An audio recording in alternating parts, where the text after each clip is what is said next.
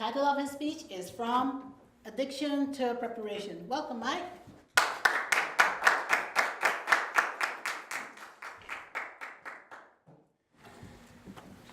Thank you, Mrs. Toastmaster, fellow Toastmasters and guests. My name is Mike, and I have an addiction to technology. My addiction started in the mid-'80s. Video games were my gateway drug. Nintendo and Odyssey competed for my attention while my friends were outside blowing bubbles and riding bicycles. My dad brought home the first Nintendo. I remember it clearly. It came with a small robot, a gun, some controllers, some video games. We played for hours on that first night, shooting ducks out of the sky and jumping on turtles with an Italian plumber. Fast forward a few years, and the PC comes into my home. My brother, also a tech junkie. It's a problem in my family.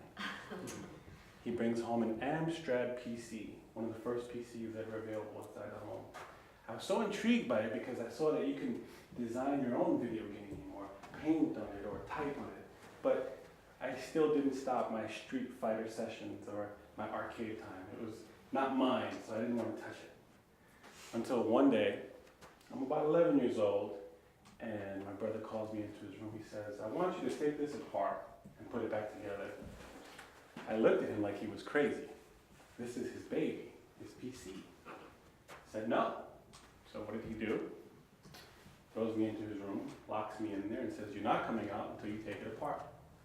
I cried. I was afraid. I had no choice but to grab the screwdriver and go at it. So, I take this thing apart, and what do I see? Plastic and metal. Tech heaven. My interest in the PC grew, but then the internet comes in. That's when it exponentially grows. The sound of a screeching modem coming out of my laptop in the late nights fed my fix.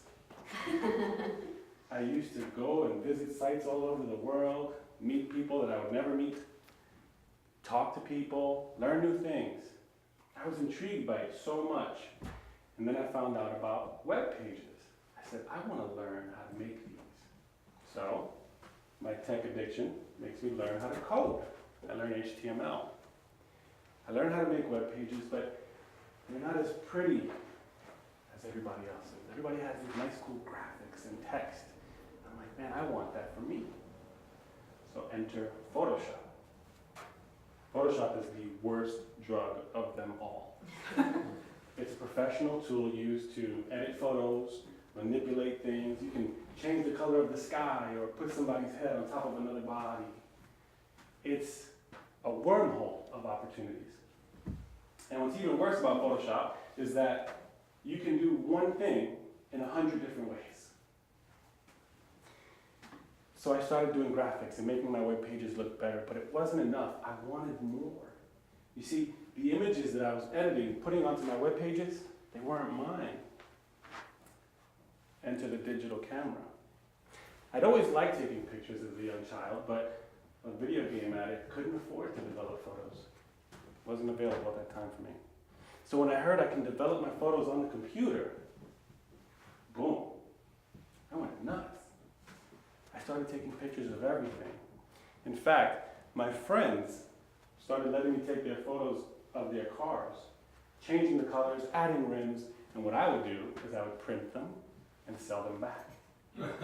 Feeding that addiction. So, as we continue to go on, the addiction just continues to grow.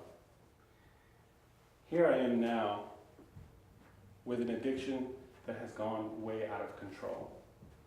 I currently own over $10,000 in gear. I carry my cameras with me everywhere.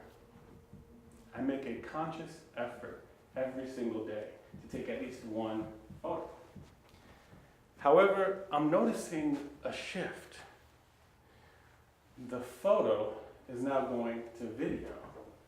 You see, photos are great, fun to look at, but they don't tell a story as much as a video can. Some do, but a video is just so much more powerful. Add music and it's like emotional, right? So now my drug has taken on a new form. And then you add this thing that we all have, smartphones and social media, and it's just out of control. Every day I spend countless hours creating, editing, posting, sharing, and I noticed something else is happening. Something good is coming from my addiction. I'm actually helping people with it. Small businesses are using my services to promote themselves. Homeless people have gotten money from my photos and my posts. Heck, even my wife uses it to promote herself and her businesses. So all this time, something that I thought was an addiction was actually preparation. It was preparation for right now. We are in a new era. Creatives and tech junkies are looked at as necessary in society. My addiction to technology has helped me to realize that I have a passion for creativity. My passion for creativity has helped me to help others. So you see, addiction can be a good thing. Before I go, I want to leave you with one question. What are your addictions preparing you for?